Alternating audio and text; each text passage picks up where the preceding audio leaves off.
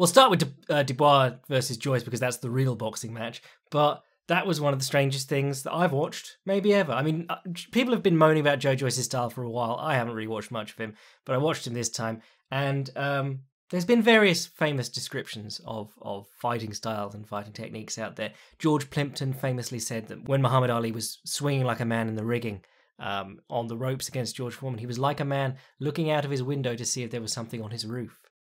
That's how George Plimpton is going to be remembered. I think my one is going to be Joe Joyce fights as if he's wanking off a man on a stepladder, because he holds his left hand up in front of his eye, vertical, and then he just jerks it back and forward, which you can't see now.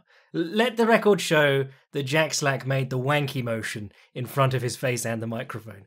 But yes, very strange. And then what he does is he jabs, but vertical fist, and not on a straight line. It comes like from an arc at the elbow, and the elbow goes forward, and he sort of bops people on the eye. But if you watch the fight with Dubois, like he swells up Dubois' eye, and so badly that like in the 10th round he hits Dubois in the eye, and he must have just, if you hit something that's already been hit 100 times, it starts to really hurt, even if you're just poking at it. But basically Dubois went to a knee and was like, fuck this. But the way that he was landing the jab, it wasn't even at full extension. It was always on the left eye, so going across the head, which is something that Muhammad Ali did, so that it would hide his right hand afterwards once the eye swelled up.